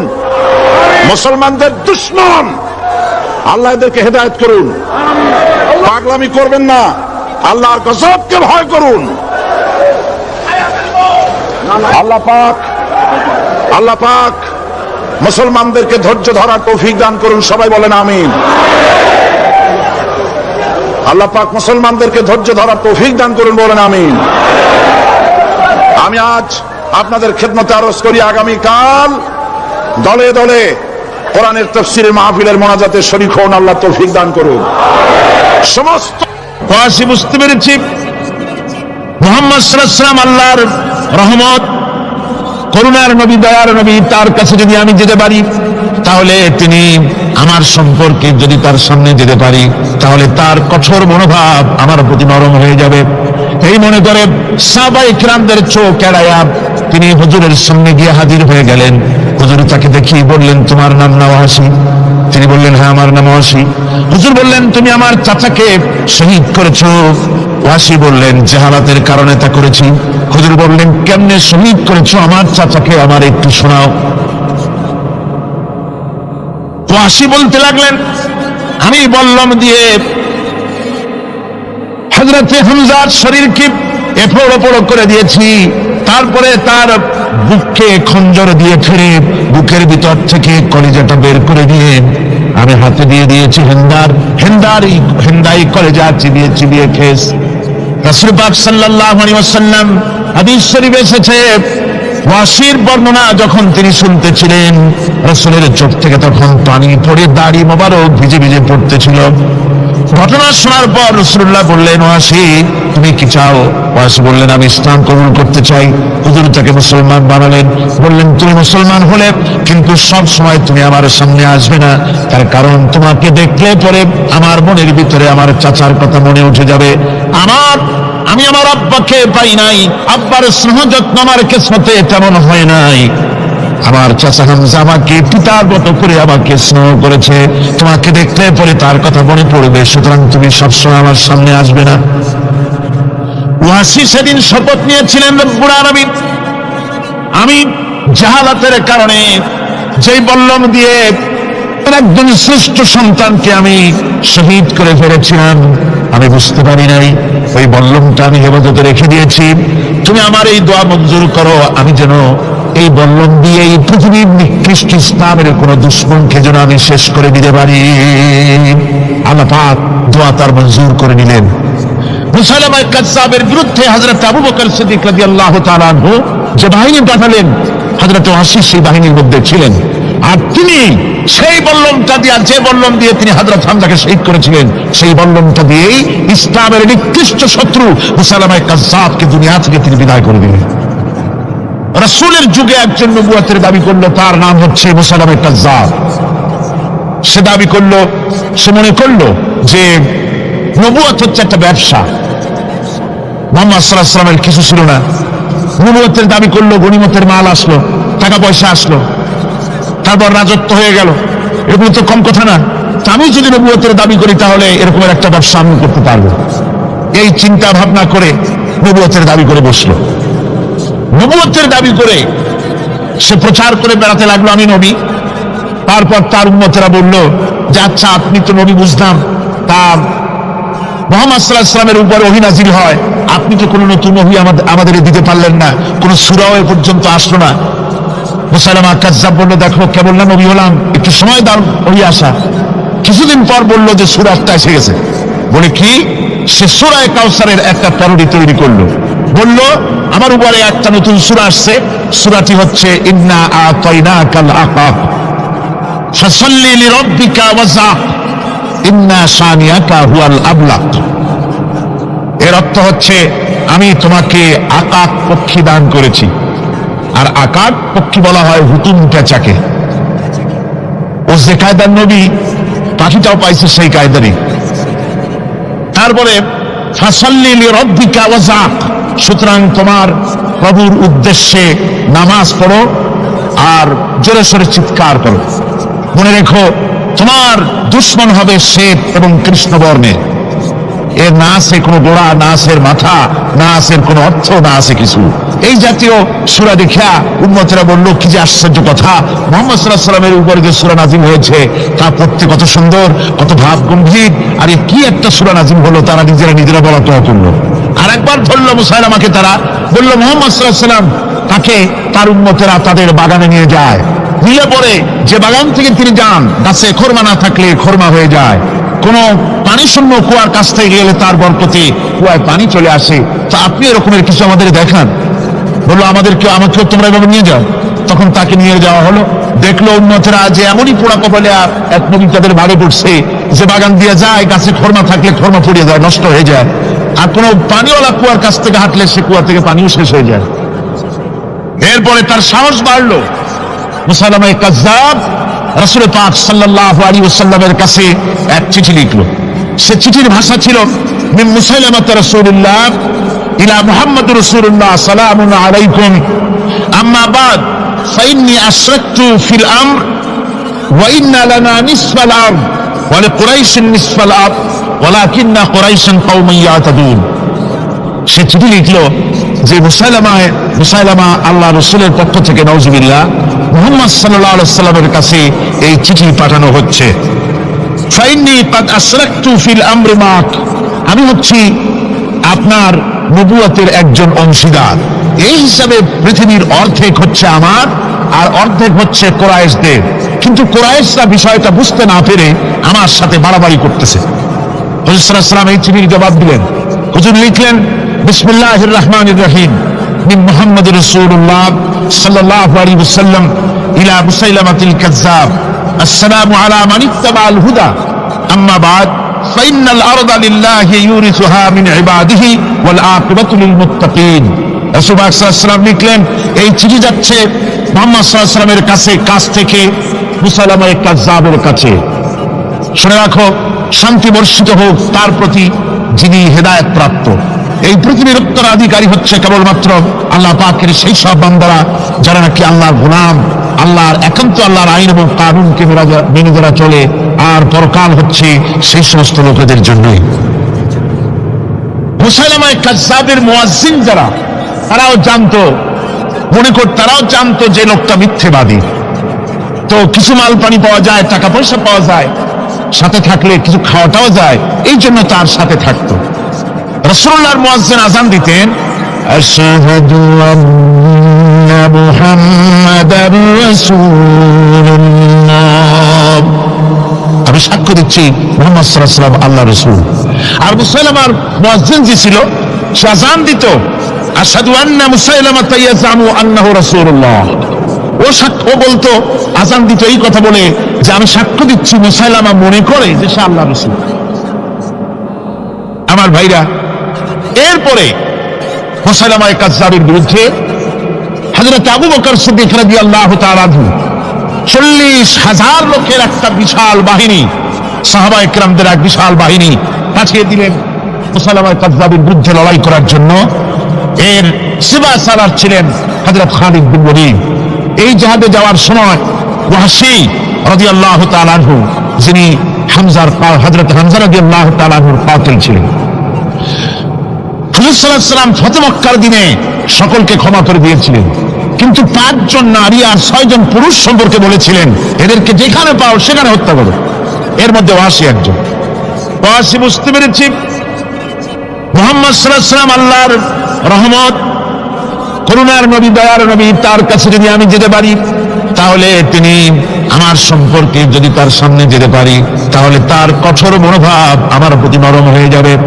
এই মনে করে সাহাবায়ে কিরামদের চোখ এড়ায়া তিনি হুজুরের সামনে গিয়ে হাজির হয়ে গেলেন। হুজুর তাকে দেখি বললেন, তোমার নাম ওয়াসি? তিনি বললেন, হ্যাঁ আমার নাম ওয়াসি। হুজুর বললেন, তুমি আমার চাচাকে শহীদ করেছো? ওয়াসি বললেন, জাহালাতের কারণে তা করেছি। হুজুর বললেন, কেমনে শহীদ করেছো আমার চাচাকে, আমার একটু শোনাও। ওয়াসি বলতে লাগলেন, আমি বল্লম দিয়ে হযরতে হামজার শরীরকে এপড় ওপড় করে দিয়েছি, তারপরে তার বুককে খঞ্জর দিয়ে ফিরে বুকের ভিতর থেকে কলিজাটা বের করে দিয়ে আমি হাতে দিয়ে দিয়েছি হেন্দাই কলেজা চিবিয়ে চিবিয়ে খেস। রাসূল পাক সাল্লাল্লাহু আলাইহি ওয়াসাল্লাম, হাদিস শরীফে এসেছে, ওয়াসির বর্ণনা যখন তিনি শুনতেছিলেন রাসূলের চোখ থেকে তখন পানি পড়ে দাড়ি মোবারক ভিজে ভিজে পড়তেছিল। ঘটনা শোনার পর রাসূলুল্লাহ বললেন, ওয়াসি তুমি কি চাও? ওয়াসি বললেন, আমি ইসলাম কবুল করতে চাই। হুজুর তাকে মুসলমান বানালেন। বললেন, তুমি মুসলমান হলে কিন্তু সব সময় তুমি আমার সামনে আসবে না, তার কারণ তোমাকে দেখলে পরে আমার মনের ভিতরে আমার চাচার কথা মনে উঠে যাবে। আমি আমার আব্বাকে পাই নাই, আব্বার স্নেহ যত্ন আমার কিসমতে তেমন হয় নাই। আমার চাচা হামজা আমাকে পিতার মতো করে আমাকে স্নেহ করেছে, তোমাকে দেখলে পরে তার কথা মনে পড়বে, সুতরাং তুমি সবসময় আমার সামনে আসবে না। ওয়াসি সেদিন শপথ নিয়েছিলেন, রব্বুল আলামিন, আমি জাহালাতের কারণে যেই বল্লম দিয়ে একজন শ্রেষ্ঠ সন্তানকে আমি শহীদ করে ফেলেছিলাম, আমি বুঝতে পারি নাই, ওই বল্লমটা আমি হেফাজতে রেখে দিয়েছি। তুমি আমার এই দোয়া মঞ্জুর করো, আমি যেন এই বল্লম দিয়ে এই পৃথিবীর নিকৃষ্ট ইসলামের কোন দুশ্মনকে যেন আমি শেষ করে দিতে পারি। আল্লাহ পাক দোয়া তার মঞ্জুর করে নিলেন। মুসাইলামা কাযযাবের বিরুদ্ধে হযরত আবু বকর সিদ্দিক রাদিয়াল্লাহু তাআলা আনহু যে বাহিনী পাঠালেন, হযরত ওয়াসি সেই বাহিনীর মধ্যে ছিলেন। আর তিনি সেই বল্লমটা দিয়ে, যে বল্লম দিয়ে তিনি হযরত হামজাকে শহীদ করেছিলেন, সেই বল্লমটা দিয়েই ইসলামের নিকৃষ্ট শত্রু মুসাইলামা কাযযাবকে দুনিয়া থেকে তিনি বিদায় করে দিলেন। আমার ভাইরা, রাসূল পাক সাল্লাল্লাহু আলাইহি সাল্লামের ইন্তেকালের পর এ পর্যন্ত নবুয়তের যারা দাবি করেছে, এক হিসাবে জানা গেছে 28 জন দাবি করা হয়ে গেছে। রাসূল বলেছেন, আমার পরে 30 জন মিথ্যেবাদী নবুয়তের দাবি করবে। কতজন করবে? 28 জন হয়ে গেছে, বাকি আছে কত? এর মধ্যে গোলাম আহমদ একজন। গোলাম আহমদ দাবি করলো যে আমি নবী। তার অনেকগুলি বই কিতাব সে লিখলো। বইয়ের মধ্যে এক জায়গায় সে লিখেছে, তার বইয়ে এক জায়গায় লিখেছে যে আমি স্বপ্নে দেখলাম আল্লাহ আমার সামনে উপস্থিত, আল্লাহ আমার সামনে এসেছেন পুরুষের আকৃতিতে, আর আমি তখন স্বপ্নের ভিতরে আমি নিজেকে একজন নারীর মতোই মনে করলাম। স্বপ্নের ভেতরেই আল্লাহ পাক পুরুষ হিসাবে আমাকে ব্যবহার করলেন। আমি স্বপ্নের মধ্যেই গর্ভবতী হলাম এবং স্বপ্নের ভিতরে আমি গোলাম আহমদ মসিহে রূপান্তরিত হয়ে গেলাম। নাউযু বিল্লাহি মিন যালিক। গোলাম আহমদ বলছে, আল্লাহ পাক ওহীর মাধ্যমে আমাকে জানিয়েছেন, আল্লাহ আমাকে বলেছেন, গোলাম আহমদ তুমি হচ্ছ আমার সন্তান তুল্য। নাউযু বিল্লাহি মিন যালিক। এইভাবে অসংখ্য মিথ্যে কথা দিয়ে বইপত্র রচনা করেছে। লোকেরা তার কাছে নবুয়তের প্রমাণ চেয়েছে। আসলে শরীয়তের বিধান হচ্ছে, হুজুরের পরে যদি কেউ নবুয়তের দাবি করে তাহলে তাকে সে নবী কিনা এর কোন প্রমাণ তার কাছে চাওয়া জায়েজ নাই। যেহেতু প্রমাণ চাইতে গেলে বোঝা যায়, সন্দেহ হয় কিছুটা প্রমাণ দিতে পারলে তাহলে সে নবী হবে। কথা বুঝতে পেরেছেন? এই জন্য রাসূলের পরে যদি কেউ নবুয়তের দাবি করে তাহলে তার কাছে নবুয়তের দাবির কোনো প্রমাণও চাওয়া যাইবে না। বিনা প্রমাণে রাসূলের পরে নবুয়তের দাবি যেই করবে সে কি হবে? যারা বলেন কি হবে? কাফের হয়ে যাবে।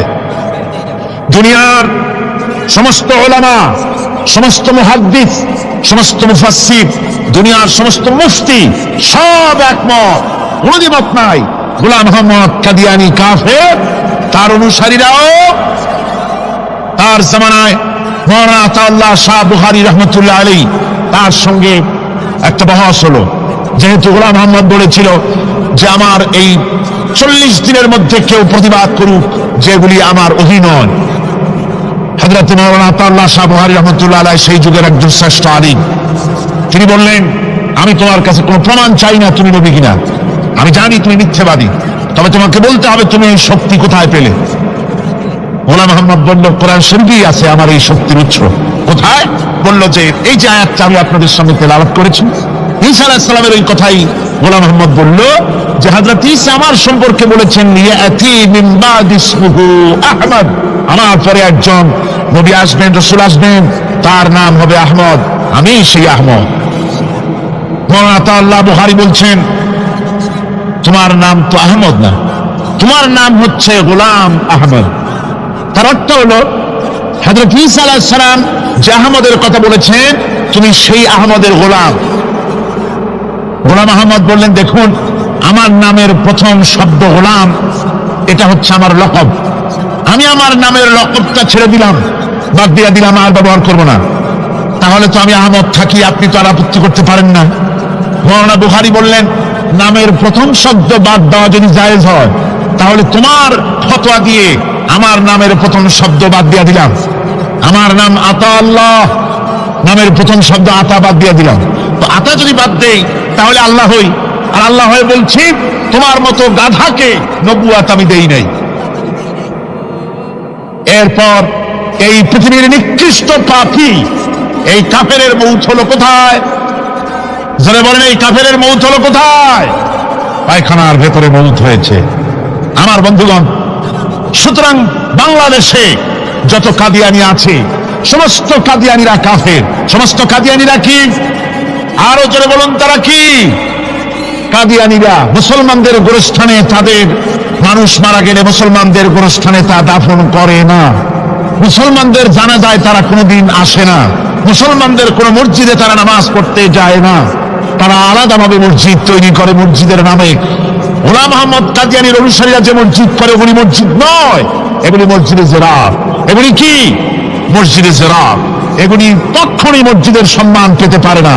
তারা কোরআনে কারীমের ব্যাখ্যা নিজেরা করেছে, নিজেরা তৈরি করেছে, যার সাথে আহলে সুন্নাতুল জামাতের হাদিসের কোনো মিল নাই, নিজেরাই করেছে।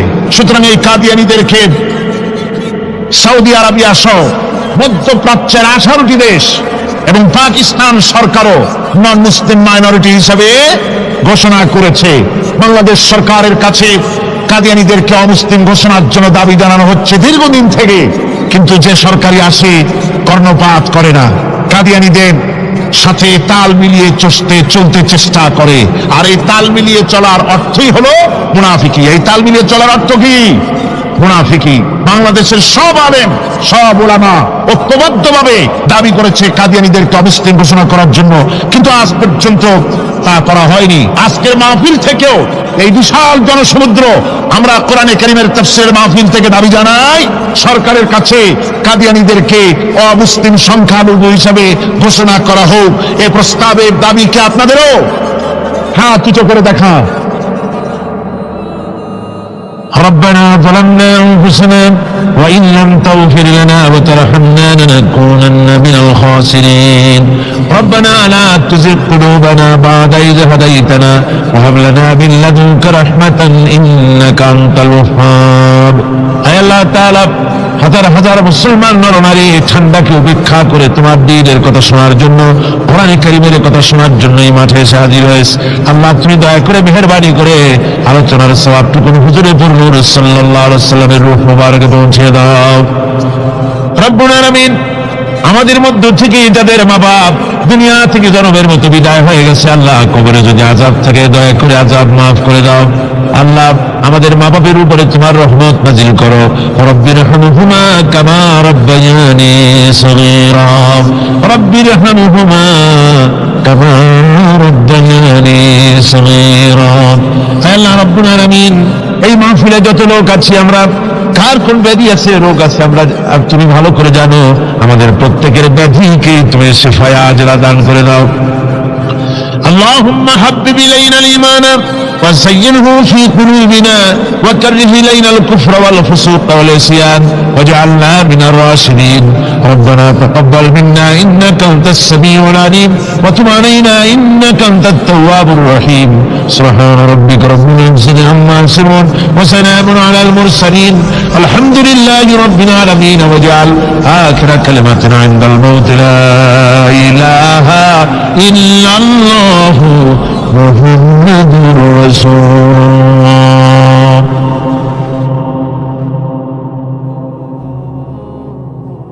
হযরত ইবনে আব্বাস রাদিয়াল্লাহু তাআলা তিনি বলছেন আমি রাসূলুল্লাহকে বলতে শুনেছি আল্লাহ নবী বলেছেন দুইটি চোখে জাহান্নামের আগুন দুইটা চোখকে স্পর্শ করবে না।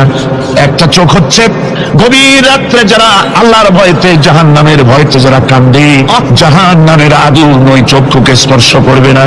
হাত যারা দিন প্রতিষ্ঠার জন্য আল্লাহর দিন কায়েমের জন্য ময়দানে যারা লড়াই করে রাতের বেলায় পাহারা দেয় ওই পাহারারত চোখের মধ্যে জাহান্নামের আগুন ওই চোখে স্পর্শ করবে না। আমার ভাইরা হযরত উসমান রাদিয়াল্লাহু তাআলা বলছেন মান রাবাতা লাইলাতান ফি সাবিলিল্লাহ কানাত কাআলফি লাইলাতিন সিয়ামুহা ওয়া কিয়ামুহা। হাজার রাত ধরে রোজা রাখলে, হাজার রাত ধরে ইবাদত করলে আর হাজার দিন ধরে রোজা রাখলে যে সওয়াব হবে, একটা ঘন্টা একটা রাত যদি কেউ পাহারা দেয় আল্লাহর দ্বীনকে প্রতিষ্ঠার জন্য, আল্লাহর দ্বীনের কোন ইসলামী রাষ্ট্রের প্রহরায় যদি কেউ নিয়োজিত থাকে একটা রাতে পাহারা দিয়ে যে সওয়াব হবে হাজার হাজার বছর ধরে নামাজ রোজা করে ওই সওয়াব পাওয়া যাবে না। সুবহানাল্লাহ। অর্থাৎ হাজার বছর ধরে নামাজ রোজা করার মতোই সওয়াব পাহারা দেওয়া আল্লাহর দ্বীনের ইসলামের রাষ্ট্রকে। বন্ধুগণ, রাসূল পাক সাল্লাল্লাহু আলাইহি ওয়াসাল্লাম তিনি বলেছেন কিয়ামতের দিন জাহান্নামের আগুন আর জিহাদের ময়দানের ধুলি এই দুটি একসঙ্গে কোন মানুষের পেটের মধ্যে প্রবেশ করবে না। রাসূল পাক সাল্লাল্লাহু আলাইহি ওয়াসাল্লামের একটি হাদিস যা মিশকাত শরীফের মধ্যে বর্ণিত আছে। মিশকাত শরীফের সম্ভবত 336 পৃষ্ঠায় এই হাদিসটি বর্ণনা করা হয়েছে যে হযরত ইবনে আইস রাদিয়াল্লাহু তাআলা আনহু হচ্ছেন এই হাদিসের রাবী। তিনি বলছেন একবার হুজুর সাল্লাল্লাহু আলাইহি ওয়াসাল্লাম এক ব্যক্তির জানাজায় গিয়ে উপস্থিত হলেন। হযরত ওমর রাদিয়াল্লাহু তাআলা আনহু তখন হুজুরকে বললেন হে রাসূল আপনি এই লোকটার জানাজা পড়বেন, এই লোকটি ইসলামের এই ক্ষতি করেছে সেই ক্ষতি করেছে অমুক করেছে, এই লোকটার আপনি জানাজা পড়বেন। হুজুর তখন উপস্থিত লোকদের জিজ্ঞেস করলেন হাজরিন তোমরা কি কেউ এই লোকটাকে কোন ইসলামের ভালো কাজ করতে দেখেছো? একজন লোক দাঁড়িয়ে গেলেন, তিনি বললেন হে আল্লাহর নবী আমি সাক্ষী, আমি দেখেছি একটা মুজাহিদ বাহিনী জিহাদ করে ফিরতেছিল, তো এক জায়গায় তারা ডেরা গাড়লো, শিবির স্থাপন করলো, রাত কাটাবে বলল। আমি দেখেছি এই লোকটি সারা রাত সেই মুজাহিদদেরকে সাহাবীদেরকে সারা রাত জেগে জেগে পাহারা দিয়েছে। আল্লাহর নবী জানাজার ইমামতি করলেন আর এরপরে তাকে কবরের মধ্যে মাদফুন করে দিয়ে নবীজি তার কবরের পাশে দাঁড়িয়ে বললেন ইন্না আসহাবাকা ইয়াদুন্নুনা আন্নাকা মিন আহলিন নার ওয়া আনা আশহাদু আন্নাকা মিন আহলিল জান্নাহ। নবীজি বলছেন ও কবরবাসী তোমার সাথীরা মনে করে তুমি জাহান্নামী আর আমি নবী মুহাম্মদ সাল্লাল্লাহু আলাইহি ওয়াসাল্লাম সাক্ষী দিচ্ছি তুমি বেশক আল্লাহর বেহেশতি, তুমি অবশ্যই আল্লাহর জান্নাতে যাবে। এরপর হযরত ওমরের দিকে ফিরে রাসূলুল্লাহ বললেন ওমর মানুষের শুধু বাহ্য দৃশ্যটাই দেখো না, তার অন্তরের জজবাটাকেও কদর করো। সুবহানাল্লাহ। এই জিহাদের ময়দানে যারা কাজ করে জান দেয় মাল দেয় আল্লাহ পাক তাদের উপরে রহম করেন। এই জিহাদ হচ্ছে এক অগ্নি পরীক্ষা। এই জিহাদটা কি? অগ্নি পরীক্ষা। এমনি এমনি বেহেশতে যাওয়া যাবে না ভাই। আল্লাহ রাব্বুল আলামিন কোরআনে কারীমের মধ্যে বলেছেন আহাসিবান নাসু আন ইউতরাকু আন ইয়াকুলু আমান্না ওয়া হুম লা ইফতানুন। লোকেরা কি ভেবেছে নাকি যে ঈমান এনেছি এই কথাটা বললেই আমি বেহেশত দিয়ে দিব, মুমিন বলে সার্টিফাই করব? না, যখনই তারা বলবে আমি মুমিন আমি তখন তাকে অবশ্যই পরীক্ষা করব, এই পরীক্ষায় তাকে পাস করতে হবে। কোরআনে কারীমে আল্লাহ রাব্বুল আলামিন অনেক জায়গায় কথাগুলি বলেছেন এমনি এমনি ছেড়ে দেওয়া হবে না। আমি অতীতের লোকদেরকে পরীক্ষা করেছি, তোমাদেরকেও পরীক্ষা করব, পরীক্ষা না দিয়ে কেউ তোমরা বেহেশতে যেতে পারবে না। এই জমিনে তোমাদের আগুনের পরীক্ষা দিতে হবে। পয়গম্বরেরা কষ্ট করেছেন, সাহাবায়ে কিরাম কষ্ট করেছেন। আল্লাহ রাব্বুল আলামিন তিনি বলছেন, আম হাসিবতুম আন তাদখুলুল জান্নাতা ওয়া লাম্মা ইয়াতিকুম মাসালুল লাযীনা খালাউ মিন ক্বাবলিকুম মাসাতুহুমুল বা'সাউ ওয়াদ-দাররাউ ওয়া যুলজিলু হাত্তা ইয়াকুলার রাসূলু ওয়াল্লাযীনা মা'হু মাতা নাসরুল্লাহ আলা ইন্না নাসরাল্লাহি করিব। আল্লাহ রাব্বুল আলামিন বলেন, তোমরা কি মনে করেছো যে তোমরা বেহেশতে প্রবেশ করবে, অথচ তোমাদের পূর্বে যারা এই পৃথিবীতে এসেছিল তাদেরকে আমি যেমন পরীক্ষা করেছি ওরকম পরীক্ষা এখনো তোমাদের উপরে আসে নাই, ওরকম বিপদও আসে নাই, মুসিবতও আসে নাই।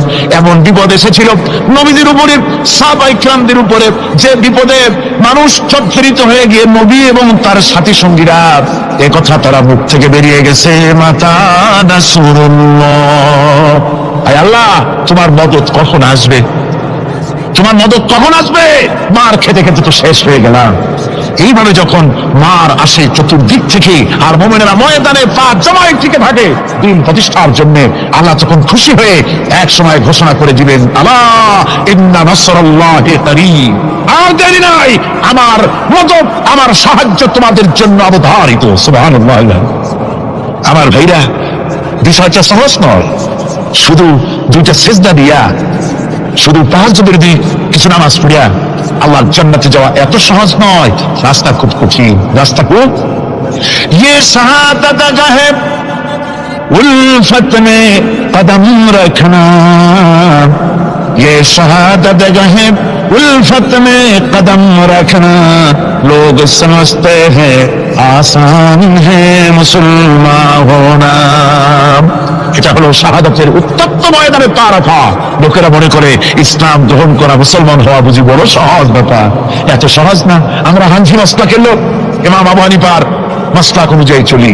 আমরা মনে করি বেহেশতে এমনি যাব, কিন্তু আমাদের ইমাম সাহেব কি করছেন ওই ইতিহাস আমাদের জানা নেই। ঠিক রজব মাস আসলে পরে বড় বড় ডেক্সি চড়ায়, সেই ডেক্সির উপরে লাল শালু বিছায়, তারপরে টাকা পয়সা রোজগার বহুত করে। আসলে তো খাজা না, আসলে হচ্ছে ইয়া খাজা কুস্তু আজা, পেট তো ভরে যা, পেট ভরার জন্য পয়সা করে ইনকাম করা। হাজার লা ইলাহা ইল্লাল্লাহ এই চিশতিয়া তরিকার জিকির গ্রহণ করা হয়েছে, কিন্তু চিশতিয়া তরিকা যে আরেকটা আছে, কারাগার পর্বতে পৃথিবীরাজের সঙ্গে লড়াই করা, সেইটার কাছে নেই আমরা, সেটা নেই।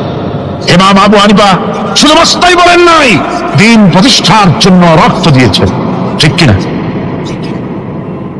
8 বছর পর্যন্ত কারারুদ্ধ ছিলেন। তাকে জিজ্ঞেস করা হয়েছে, ইমাম সাহেব জেলের মধ্যে তো আছেন, কষ্ট হয়? ইমাম সাহেব বলেছেন, না কষ্ট হয় না, তবে মাঝে মাঝে একটু কষ্ট হয় মনে।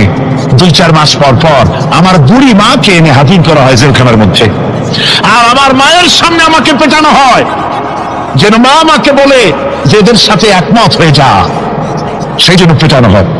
আমার মা আমার মায়ের দেখে আর মায়ের চোখ থেকে পানি পড়তে থাকে, তখন আমার মনে বড় কষ্ট লাগে। তবে আলহামদুলিল্লাহ মা আমার এমন, আমার মা দেখেন আর হজম করেন, আর আমাকে বলেন খবরদার, এক চূড়ান্ত সিদ্ধান্ত থেকে নড়বা।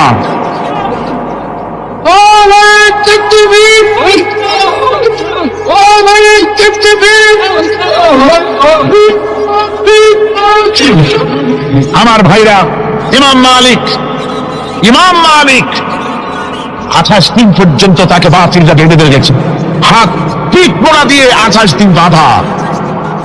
এই হাত বাহু থেকে ডিসকানেক্ট হয়ে গিয়েছে, এই বাহুর জোড়া থেকে ডিসকানেক্ট হয়ে গিয়েছিল হাত, 28 দিন পর্যন্ত বাঁধা ছিল। ইমাম আহমদ বিন হাম্বল, ইসলাম বিরোধীরা তাকে পিছাইছে, প্রত্যেকটা তাবুকের সাথে গায়ের বস্ত্র উঠে এসেছে। এজন্য কবি বলতেছি, पैरवी बू हनीफा की सनद जिंदान है, हम्बली होता है पीठ पर दुर्रे खाने की बात। হানাফি হতে চাও, জেল জরিমানার জন্য প্রস্তুতি নাও। শুধু সবরি কলা খাইয়া বেহেশতে যাওয়া যাবে না, এত সহজ না। আঙ্গুল বেদানা সবরি কলা আর কুদেশ্বরের উপর ইসলাম আসে নাই, ইসলাম এসেছে তপ্ত ময়দানের উপরে। জান দিয়ে রক্ত দিয়ে ইসলাম প্রতিষ্ঠা হয়ে গোটা দুনিয়ার নির্যাতিত নিপীড়িত জনতার মুখে হাসি ফুটিয়েছে ইসলাম।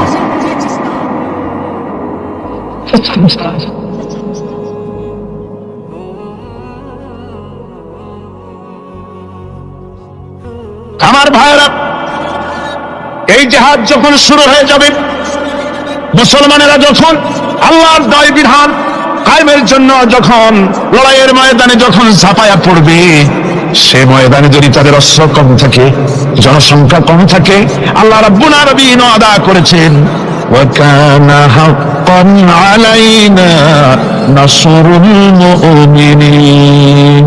আল্লাহ রাব্বুল আলামিন বলেন, মুমিনরা যখন বিপদে পড়ে যায় তখন মুমিনদের সাহায্য করা আমি আল্লাহর জন্য ওয়াজিব হয়ে যায়। আমি আল্লাহর জন্য ওয়াজিব। আমার মুমিন ময়দানে মার খাবে আমার দ্বীনের জন্য, আর আমি তাকে দেখবো না, তা হবে না। প্রাথমিক পর্যায়ে দেখবো যে তোমরা আসলেই দ্বীন প্রতিষ্ঠার জন্য লড়ো কিনা। তোমাদের দিনী বাল বাচ্চা তোমাদের সামনে শেষ হবে, ঘর বাড়ি চলে যাবে, চাকরি যাবে, সব যাবে, তারপরেও আমার দ্বীন প্রতিষ্ঠার জন্য ময়দানে টিকে থাকো কিনা। যদি তা থাকো তাহলে আমার মদদ অবশ্যই। আর কাফিরদের বিরুদ্ধে বিজয়ের জন্য রব্বুল আলামিন বলেছেন ওয়াকাফাল্লাহুল মুমিনিনাল কিতালা ওয়া কানাল্লাহু কাবিয়ান আজিজা। কাফিরদের বিরুদ্ধে লড়াইয়ের ময়দানে মুসলমানদেরকে সাহায্য করার জন্য আল্লাহই যথেষ্ট। কে যথেষ্ট? আল্লাহ যথেষ্ট। রব্বুল আলামিন বলেছেন ওয়ালা তাহিনু ওয়ালা তাহজানু وأنتم الأعلون إن كنتم مؤمنين। কোনো ভয় নাই, কোনো চিন্তা নাই, যদি তোমরা মুমিন হও আমি আল্লাহ রাব্বুল আলামিন তোমাদেরকে বিজয়ী করব। ওয়াদা কার? আল্লাহর ওয়াদা কখনো মিথ্যা হয়? আল্লাহ কি মিথ্যা কথা বলেন? নাউযুবিল্লাহ। ومن أصدق من الله قيلا। আমি আল্লাহর চাইতে সত্যবাদী আর কে হতে পারে? আল্লাহ পাক বলছেন আমি সাহায্য করব তোমাদেরকে, যদি প্রয়োজন হয় তাহলে আমি ফেরেশতা দিয়ে সাহায্য করব। সুবহানাল্লাহ বলো।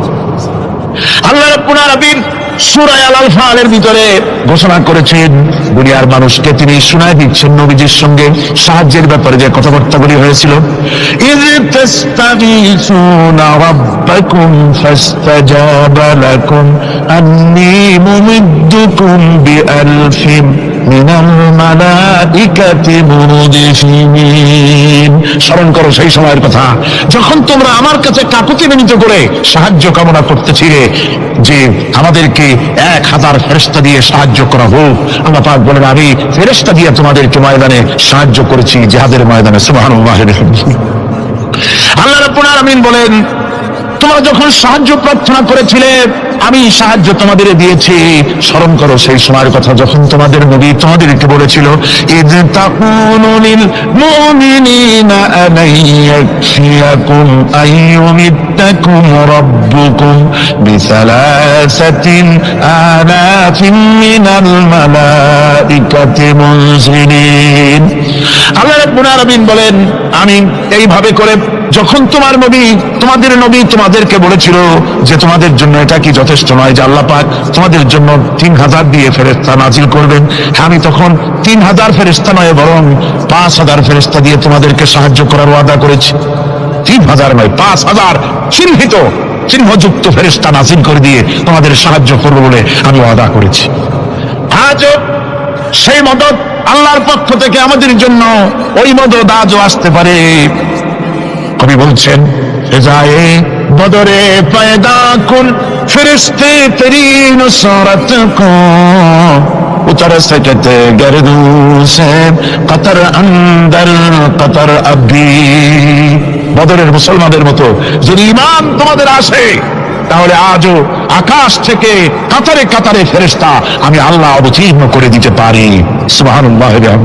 আমার ভাইরা, হযরতে সাদ বিন আবি ওয়াক্কাস রাদিয়াল্লাহু তাআলা আনহু তিনি কাদিসিয়াল যুদ্ধের পর যখন পারস্য দখলের জন্য চললেন, পারস নগর অবরোধ করলেন, সামনে পড়ল নদী। এই নদী পাড়ি দিবেন, সাথে তার হাজার হাজার সৈন্য, এই সৈন্য নিয়ে নদী পাড়ি দিবেন। জিজ্ঞেস করলেন সাহাবীদের, তোমরা কি চাও ইসলামের আন্দোলন, ইসলামের জিহাদ, আল্লাহর দ্বীন এখানেই শেষ হয়ে যাক, এটা চাও, না ইসলামের এই কলেমার আওয়াজ নদীর ওপারেও নিয়ে যেতে হবে, অথচ আমাদের কাছে কোনো পারাপারের কোনো নৌকা নাই, কি করতে চাও? সাহাবীরা বললেন, আমরা আপনার অর্ডার ফলো করব, আমরা এই নদীর ওপরে গিয়েও কালেমার পতাকাকে উড্ডীন করতে চাই, কালেমার সুশীতল ছায়াতলে গোটা দুনিয়াকে আনতে চাই। হযরতে সাদ তখন বললেন, তাহলে তোমরা সবাই আমার পেছনে পেছনে এই দরিয়ার ভিতরে ছাপিয়ে পড়ো, আর আমার সঙ্গে সবাই উচ্চারণ করো, নাস্তাঈনু বিল্লাহি ওয়া নাতাওয়াক্কালু আলাইহি হাসবুনাল্লাহু নি'মাল ওয়াকিল নি'মাল মাওলা ওয়া নি'মান নাসীর। ইতিহাস লিখতেছি, 60,000 সৈন্য তাদের অশ্ব নিয়ে, তাদের উষ্ট্র নিয়ে, তাদের মালপত্র নিয়ে, জিহাদের সামান নিয়ে শ্রাবণের খরস্রোতা নদী, উত্তাল তরঙ্গমালায় ভরা নদীর উপর থেকে এই সাহাবীরা পাড়ি দিয়ে ওপার চলে গেলেন। ওপার যাওয়ার পরে হযরতে সাদ বলছেন, তোমাদের কেউ কি হারায় গেছে নাকি? সবাই এদিক ওদিক তাকায়, খুব করে বলল, মানুষ তো দূরের কথা, একটা উট আর ঘোড়াও একটাও হারায় যায় নাই। একজন বলল, আমার একটা পেয়ালা, যে পেয়ালা আমি পানি পান করতাম, সেই পেয়ালাটা তুফানের ছিটকে কোথায় চলে গেছে, ওইটা হারায় গেছে। হযরতে সাদ বলেন, মুজাহিদিন কোন জিনিস দরিয়া নিতে পারে না, অবশ্যই তা ফেরত আসবে। এই কথা তিনি বলতেছিলেন, হঠাৎ করে দরিয়ার কিনারে একটা আওয়াজ হলো, দেখা গেল তুফানের ভিতরে সেই হারানো বাটিটা তাদের মধ্যে বেরিয়ে এসেছে। মুজাহিদদেরকে সাহায্য করেন স্বয়ং আল্লাহ রাব্বুল আলামিন। আফ্রিকার জঙ্গলের কাছে, ভিন্ন ইতিহাস, জঙ্গলের কাছেই মুসলমানদেরকে থাকতে দেওয়া হয়েছিল। মনে করা হয়েছিল জঙ্গলের সমস্ত হিংস্র প্রাণীরা এই মুসলমানদের শেষ করে দিলে যুদ্ধ করা লাগবে না। হযরতে সাদ সে অবস্থা বুঝতে পারলেন, তিনি একটা মঞ্চ তৈরি করলেন। সেই মঞ্চের উপরে দাঁড়ায় জঙ্গলের প্রাণীদের দিকে লক্ষ্য করে তিনি নোটিশ জারি করে দিলেন, বললেন, ইয়া আইয়াতুহাল হাশারাত ওয়াস সিবাউ নাহনু আসহাবু রাসূলিল্লাহি সাল্লাল্লাহু আলাইহি ওয়াসাল্লাম। হে জঙ্গলের হিংস্র প্রাণীরা, আমরা আল্লাহ রাসূলের সাহাবী, ফাইন্না নাজিলুনা ফামান ওয়াজাদনা বাদাহু কাতালনাহু। আমরা রাসূলের সাহাবী, এইখানে আল্লাহর দ্বীনকে কায়েম করার জন্য আমরা এসেছি, আল্লাহর কলেমার আওয়াজ নিয়ে আমরা এখানে রাত কাটাবো। সুতরাং এই জঙ্গলের ভিতরে হিংস্র প্রাণী যত আছো, সব আমাদের এই জায়গা ছেড়ে অন্যত্র চলে যাও। আফ্রিকার জঙ্গলি মানুষেরা চিন্তা করলো, মানুষের কথা কি জঙ্গলি প্রাণীতে শোনে না, কি পাগলে কয় কি? তারা তাকায় তাকায় দেখলো, হযরতে সাদের এই ঘোষণার পরে বাঘের কাতারে বাঘ, সিংহের কাতারে সিংহ, সাপের কাতারে সাপ, যার যার ডিম আর বাচ্চা গুলি মুখে কামড়ায়া সাহাবীদের এলাকা ছেড়ে দিয়ে তারা অন্যত্র চলে গেল। আমার মুসলমান ভাইরা, এই ছিল মুসলমানদের ইতিহাস। দ্বীন প্রতিষ্ঠা করার কাজে মুসলমান এগোলে আল্লাহই মদত করেন। কে মদত করে?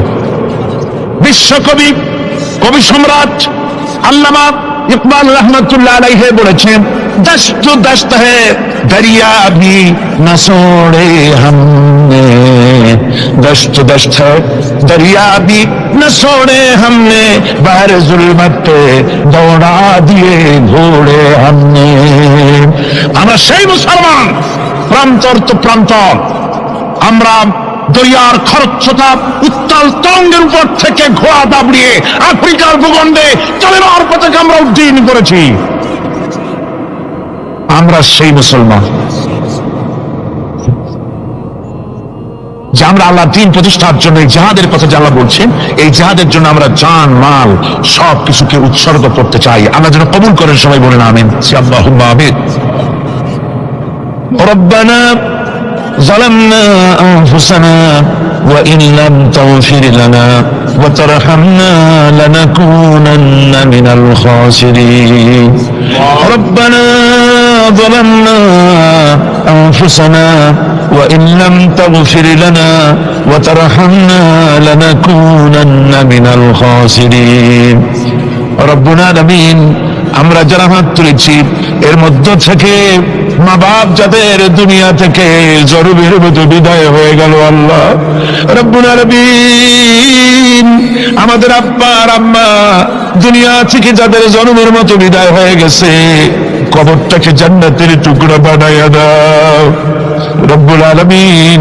আমাদের মা বাপের কবরের মধ্যে বেহেশতের বাগান বানাইয়া দাও রব্বির হামহুমা কামা রব্বায়ানি সগীরা রব্বির হামহুমা কামা রব্বায়ানি সগীরা সবাই পড়েন রব্বির হামহুমা কামা রব্বায়ানি সগীরা আয় আল্লাহ জনম দুঃখিনী মা মায়ের কথা কি ভোলা যায় একটা অক্ষর মা আর সারা দুনিয়ার মধু ওই মাকে কেন্দ্র করে জড়াই আছে আমাদের ওই মা যারা দুনিয়া থেকে বিদায় হয়ে গেছে আল্লাহ কবরে বেহেশত বানাও আল্লাহ আমাদের মা